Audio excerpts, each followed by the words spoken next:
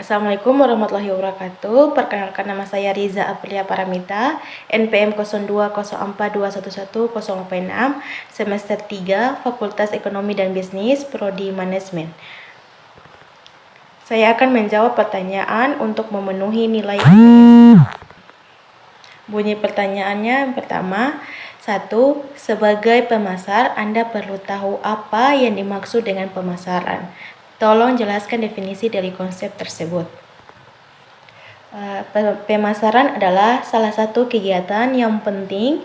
Ini harus dilakukan sebuah perusahaan gunanya untuk meningkatkan usaha serta menjaga kelangsungan hidup di dalam perusahaan tersebut. Di samping melakukan pemasaran, perusahaan juga perlu mengkombinasikan beberapa fungsi seperti menggunakan keahlian yang dimiliki agar perusahaan dapat berjalan dengan baik. Soal selanjutnya yaitu nomor 2. Jelaskan perbedaan antara lingkungan pemasaran mikro dan makro. Perbedaan utama antara lingkungan makro dan mikro yaitu lingkungan makro adalah lingkungan skala besar dan lebih luas, sedangkan mikro adalah lingkungan tunggal kecil dan khusus yang memiliki luas terbatas. Ada yang ketiga, itu sebagai pemasar Anda dituntut untuk mengenali pelanggan Anda melalui serangkaian kegiatan yang disebut sebagai riset pemasaran. Tolong jelaskan apa saja tahapannya. Ada 6 tahapan riset pemasaran, diantaranya yaitu 1. Definisi masalah atau problem definitions. Tahap proses riset pemasaran ini mencakup perumusan masalah, penentuan tujuan penelitian, perumusan latar belakang yang sesuai, penentuan informasi apa saja yang diperlukan. Yang kedua, perumusan kerangka teori atau development of an approach to the problem. Pada tahap ini dilakukan kegiatan formulasi yang lebih terperinci dari tujuan penelitian serta kerangka teori model analisis yang akan digunakan. Yang ketiga yaitu formulasi desain riset. Itu tahapan proses riset pemasaran ini dilakukan dengan membuat kerangka pelaksanaan penelitian. Kerangka tersebut membuat secara rinci prosedur pengumpulan data secara pengujian hipotesis, kemungkinan jawaban terhadap pertanyaan riset hingga model analisis yang digunakan.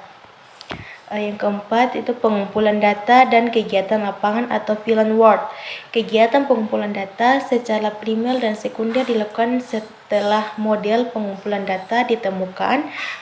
Pengumpulan data primer bisa dilakukan lewat wawancara pribadi, baik secara langsung atau tatap muka maupun menggunakan peralatan komunikasi. Kelima, persiapan dan analisis data.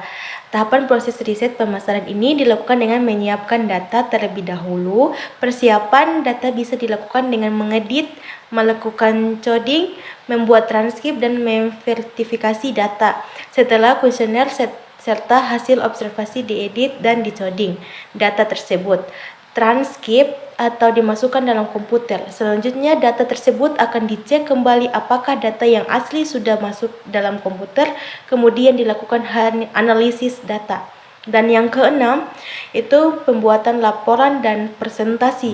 Tahapan proses riset pemasaran ini dilakukan dengan mendokumentasikan hasil riset menjadi bentuk laporan dan sistematika yang teratur, mulai dari identifikasi masalah hingga temuan data yang diperoleh. Nomor 4 selanjutnya, jika Anda terpilih menjadi tenaga pemasar pada perusahaan kami, Anda perlu mengetahui bagaimana cara mempengaruhi pelanggan untuk mendifusi produk kita. Jika Anda perlu untuk memperkenalkan produk Anda kepada pelanggan, siapakah pelanggan yang tepat?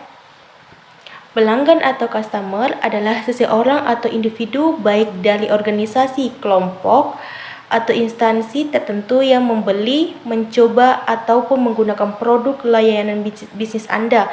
Memiliki pelanggan sebanyak-banyaknya merupakan tujuan dari setiap bisnis untuk meningkatkan pendapatannya. Dan yang terakhir, yang kelima, Bunyi soalnya, jika Anda menghadapi pelanggan dari pihak instansi atau usaha tertentu, apa saja yang perlu Anda ketahui dari pelanggan tersebut sebagai tenaga pemasar? Ada enam elemen strategi pemasaran. Yang pertama yaitu 1. Produk. Langkah pertama untuk mengembangkan strategi pemasaran produk adalah pemasaran produk yang kuat, bahkan sebelum menyusun dengan mempertimbangkan target pelanggan dan kebutuhan mereka. Yang kedua, pelanggan. Sama seperti produk, Anda juga perlu fokus kepada elemen pelanggan atau calon pelanggan bisnis Anda dalam merencanakan strategi pemasaran. Untuk melakukan itu, Anda harus benar-benar memahami mereka. Yang ketiga, pesan Anda tertentu perlu berkomunikasi dengan pelanggan Anda, karena menurut beberapa hasil riset terkait pemasaran produk, 57% konsumen merasa percaya ketika mereka terhubung secara emosional dengan suatu brand, dan tentunya koneksi emosional tersebut dibangun melalui pesan yang Anda sampaikan terkait produk yang Anda pasarkan pada produk tersebut. Yang keempat, tim pemasaran. Mengembangkan dan mempromosikan suatu produk membutuhkan upaya dan kerja sama dalam suatu tim. Dan yang kelima yaitu promosi. Memiliki produk yang solid dan strategi yang matang bukanlah suatu akhir dan pekerjaan Anda. Anda tidak bisa mengharapkan pelanggan berbondong-bondong membeli produk Anda jika mereka tidak tahu apa-apa tentang produk Anda. Maka dari itu, Anda perlu menyampaikan berita melalui promosi strategis. Dan yang keenam yaitu analisis. Anda tidak dapat secara langsung mengharapkan strategi pemasaran produk Anda membuahkan hasil yang sempurna. Baik, itu saja yang bisa saya paparkan dalam video ini. Jika ada kesalahan, saya mohon maaf.